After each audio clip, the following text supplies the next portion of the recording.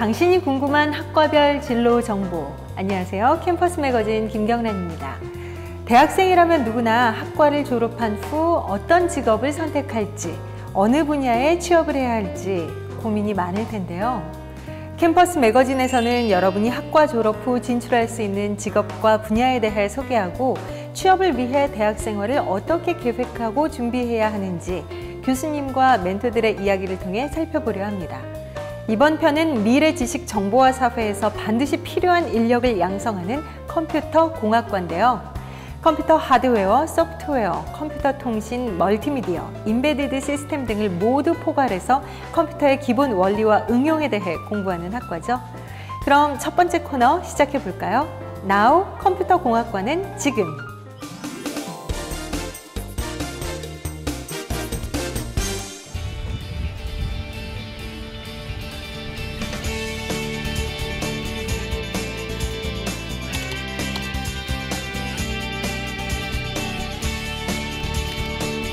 안녕하세요. 두홍문과대학 컴퓨터공학과 양우석 교수입니다. 반갑습니다.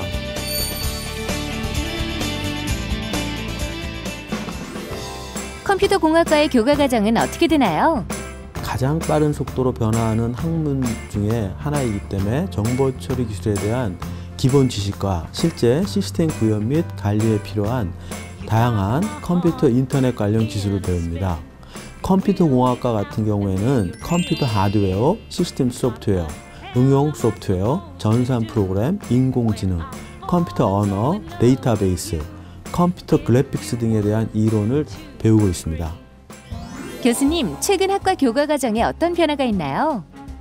종래에는 컴퓨터 공학과는 프로그램 언어를 위주로 강의를 개설하였으나 최근 언제 어디서나 통신 서비스를 즐길 수 있는 유비쿼터스, 스마트 네트워크 시대가 도래하면서 신기술에 대한 연구개발 인력 수요가 증가됨에 따라 컴퓨터 네트워크, 응용 소프트웨어, 예를 들면 C#, 자바 같은 내용들을 배우게 되었습니다. 진로 방향과 취업 전망은 어떻게 되나요? 기업체의 경우 삼성전자, LG전자 등과 같은 대기업이나 KT, SK텔레콤 등 통신업체에서 응용 소프트웨어 개발 및 장비 운영 분야에서 일을 할 수 있습니다.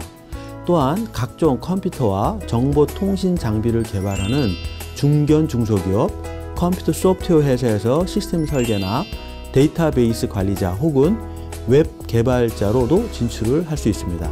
이 밖에도 중앙부처, 소프트웨어 진흥협회, 연구소, 지방자치단체 등의 공무원, 포탈업체, 전자상거래업체, 정보보안업체, 외국계 IT회사, 방송국 등 진출 분야가 매우 다양해진다고 볼 수 있습니다. 또한 전자 및 통신 제품과 컴퓨터 기능이 결합하면서 스마트 네트워크 시대가 확대되고 홈 네트워크 수요가 늘고 있으므로 컴퓨터 하드웨어 및 소프트웨어 기술자들이 활동 영역도 더 넓어질 것으로 기대됩니다. 네, 교수님께서 컴퓨터 공학과의 전반적인 교과 과정과 진로 방향에 대해 설명해 주셨는데요. 컴퓨터 공학과의 진출 분야는 크게 세 분야로 나눌 수 있습니다.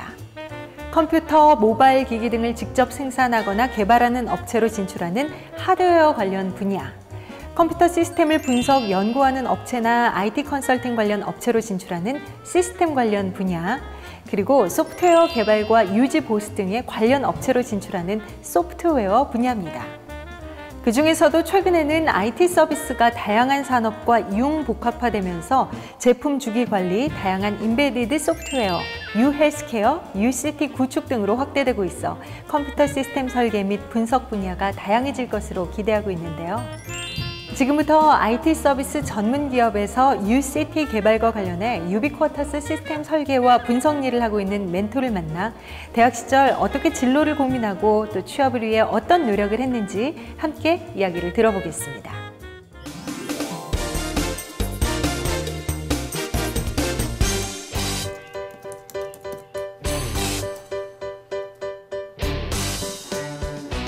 유비쿼터스 시스템 설계 및 분석가 이우석 멘토.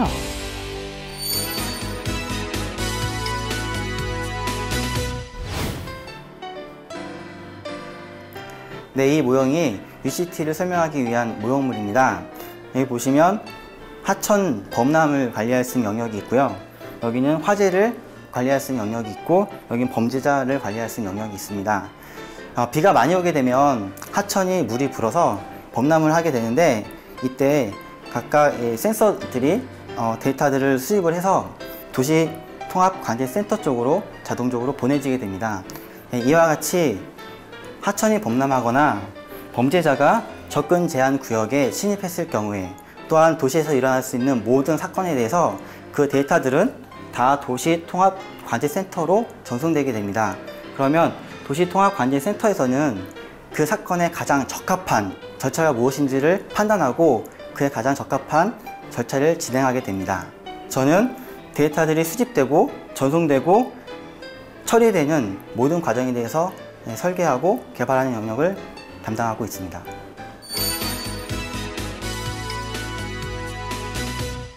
컴퓨터 관련 학과를 졸업을 하게 되면 대부분 이 컴퓨터 프로그래머로 많이 시작을 하게 됩니다. 컴퓨터 프로그래머로 개발 경험을 쌓고 이후에 보안, 네트워크, DB, 설계 분석과 같은 전문 분야로 많이 진출을 하게 되는데, 저도 처음에는 프로그래머로서 여러 가지 시스템들을 개발하는 일들을 하게 됐는데, 이 중에 이제 RFID라는 기술을 접하게 되었습니다. 이러한 그 RFID 기술과 같은 것들을 접하면서 이거는 UCT에서 요구하는 그 정보 수집과 관련된 연관성이 많이 있구나라는 생각을 하게 됐고, 그래서 이 센서 네트워킹 기반의 그 UCT 일들을 하게 되었습니다.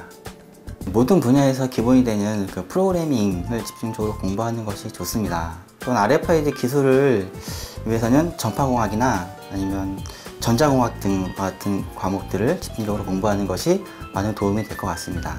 협회에서 그 발행되어지는 논문이라든가 기사들을 통해서 사회 전반적인 IT 동향들을 습득을 하고, 세미나나 아니면 교육 과정들을 통해서 인재 양성들을 많이 하는데, 이것들을 이용한다면 좋은 기회가 될 수 있을 거라 생각합니다.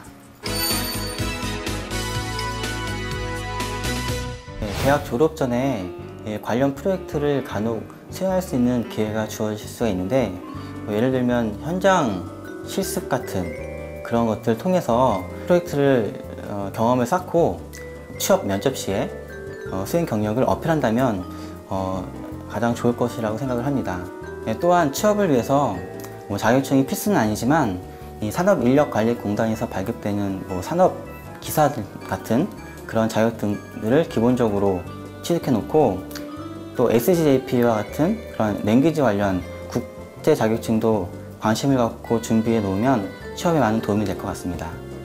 그리고 UCT 그 취업 양성 과정도 많이 생성이 되고 있는데, IT 관련 협회에 가입을 해두면 메일을 통해서 그 정보를 얻을 수가 있습니다.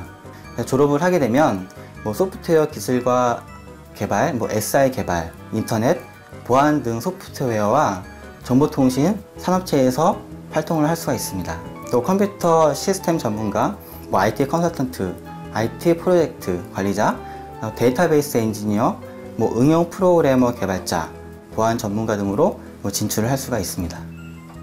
유비쿼터스 분야가 새롭게 생성되어지는 분야이기 때문에 앞으로의 발전 가능성이 굉장히 많습니다. 그래서 저희 2013년도에는 약 1조 원 정도의 시장을 저희 예상을 하고 있는 만큼 많은 발전 가능성이 있고요.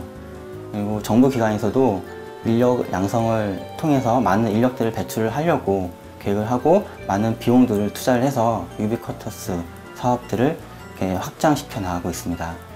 이런 것들을 봤을 때는 앞으로 유비쿼터스 시장은 많은 발전성이 있을 거라고 생각을 하고 있습니다. IT 분야에서 일을 시작하는 많은 분들은 좀 더 다양한 경험과 다른 산업에 대한 이해를 했으면 좋겠습니다. IT 기술은 혼자 독립적으로 사용되기보다는 타 산업 분야와 융합되었을 때 강력한 도구가 됩니다. 사람은 꿈꾸고 기술을 이룬다라는 요즘 나오는 광고 카피처럼 이 상상을 현실로 만드는 것이 이 IT 기술입니다.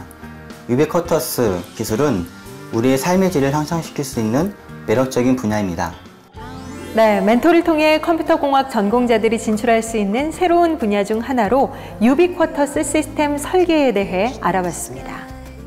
최근 모바일 컴퓨팅에 대한 시장이 확대되면서 모바일을 통한 정보 이용이 상당히 늘어나고 있습니다.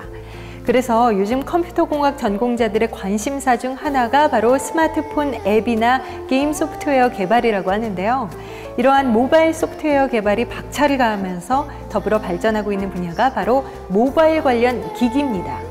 보다 빠르고 편리하게 소프트웨어를 작동할 수 있는 태블릿 PC, 소형 노트북, 멀티미디어 기기, 스마트폰 등을 만들기 위해 하드웨어 개발 경쟁이 치열해지고 있습니다. 그럼 지금부터 모바일이나 PDA에 필요한 하드웨어를 개발하는 부서에서 근무하고 있는 멘토를 통해 진로 선택의 과정과 취업에 대한 조언을 들어보겠습니다.